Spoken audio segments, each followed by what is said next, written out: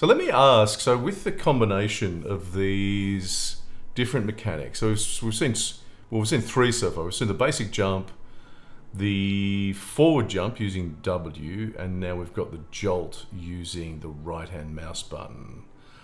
And obviously we've got another one coming up now. Can I ask you about those mechanics? And did they stay the same? Did you come up with those at the beginning, and that's exactly how they were for the whole thing? Did you make any changes to those mechanics through testing and feedback? Yeah, the original core was similar. We always had this idea of one ability assisting with vertical and one ability assisting with horizontal. Mm-hmm. And through a lot of testing and iteration, we sort of found that they weren't very engaging when it was just purely one or the other. Mm-hmm. And so we started to sort of shift and through the experimentation of developing it, because I think I mentioned last week, but to say it again, none of us are explicitly programmers that worked on this game. And so it was me and Gemma, designers, doing the programming for it using Unreal Engine's blueprints.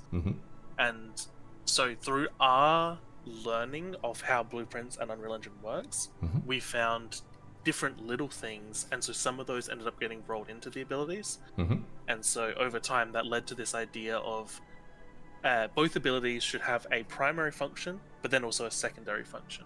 So it might not be immediately obvious through the tutorial because we don't explain it, but Jolt, in addition to propelling the player forwards, it also cancels any vertical momentum and gives a little, almost like a double jump. Okay. So that helps a lot, just in the use of it. You know, like if you are falling really fast and you're trying to use Jolt to land on a platform, killing that falling momentum just helps secure it and it makes it feel a bit better. But you can also use it, in other situations. If you would jump too high for whatever reason, you can use it to kill that momentum. And so Vault has a similar use, although we explain it a bit more,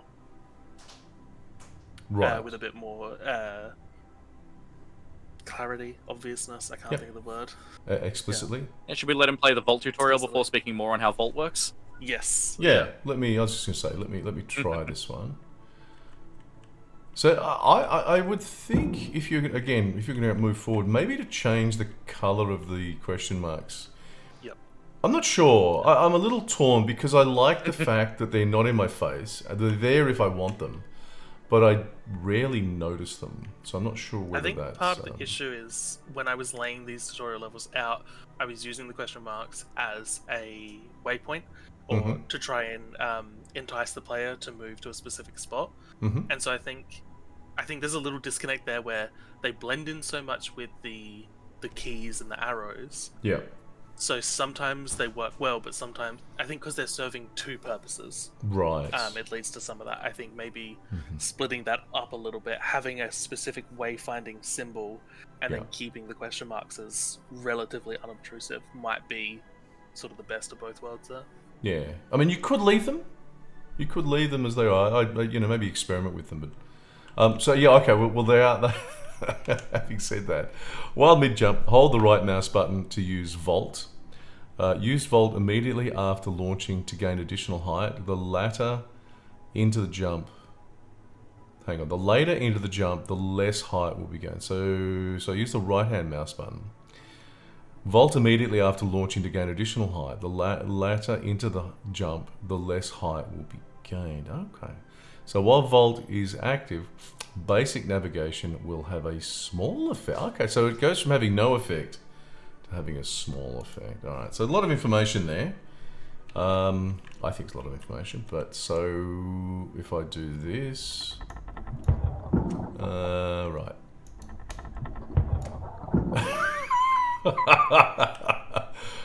Into the jump, is it? Yes. I have no idea what happened then.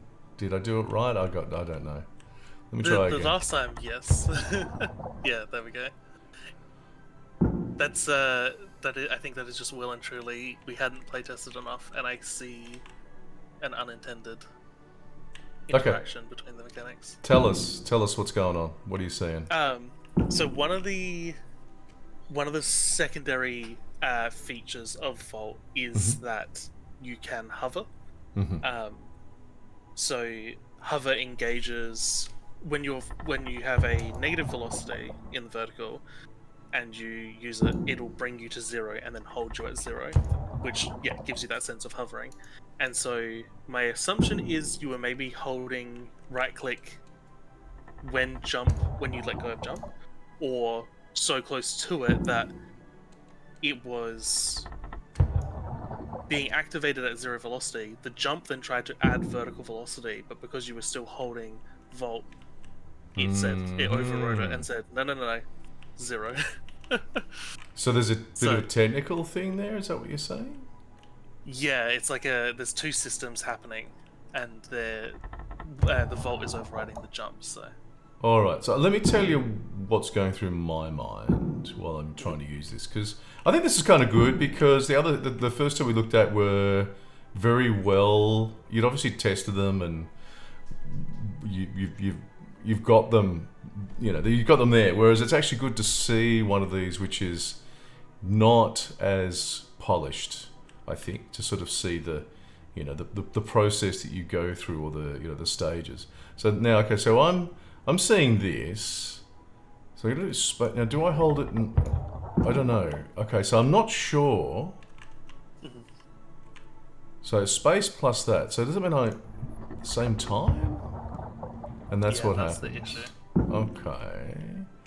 So that doesn't work. So I hold it down like the other one. And now I hold it down and nothing seems to happen. Oh, interesting. So I don't know whether I'm not sure what I'm supposed to do here. Yeah. So that doesn't feel like you're jumping higher to you? I might be jumping higher. Let me see. Oh, well, okay. Yeah, so I am.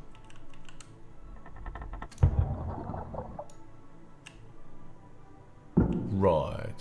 It's not so obvious, though. Like, I don't really know that I'm jumping higher. So you might... Oh, you know what might be happening as well? Yeah? Is that you have the sound effects turned down. Because we do have a sound effect indicating when you're using that ability. And it's exactly what I was about to say. Where's my sound effect? But I could hear it from the other ones. Are you sure? Because I can't hear it. I can hear it. It's just it's mixed very low. Yeah, it was mixed quite low because it's an ability that you end up using quite a lot. And is like quite persistent and ambient in... I still can't hear the sound effect. Interesting. No, I can't hear it at all. It's funny, you can hear it. It's on my computer, and yet you guys can hear it? Yeah, we can hear it through your screen. We do know exactly what we're listening for, to be fair. I can't hear it. I can't hear it. Oh yeah, I hand recorded and mixed the thing. I cannot hear it at all. So I would say this ability to me is broken. I got no idea what that's doing. I probably wouldn't use it. I probably would not use it. So can I do... What was the other one? There was... Yeah. So I just used the other one. Oh, can't do that one.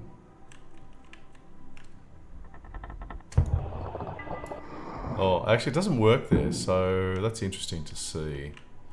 Yeah, I think certainly there's more work to do on this. So I can hear that effect. I don't know how you guys can hear...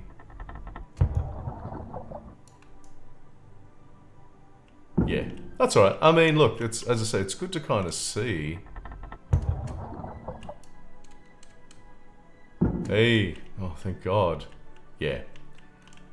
Alright, so that's one that obviously needs to be worked on. I think, thinking about that iterative process, one of the issues, and why I think this one feels the weakest, is because the ability was only finalized by the final milestone, Right. whereas the other ability was finalized before it. So we had a whole section where we didn't have to think about the ability itself, but just how we can teach it. Yeah. Whereas this one, we had to think about how we can fix the ability and then teach it. And so, like you're saying, another round, and I think we'd have a tutorial that explained it to a similar level as the other tutorials Exactly. explained theirs. Yeah, I think that's quite correct. Now,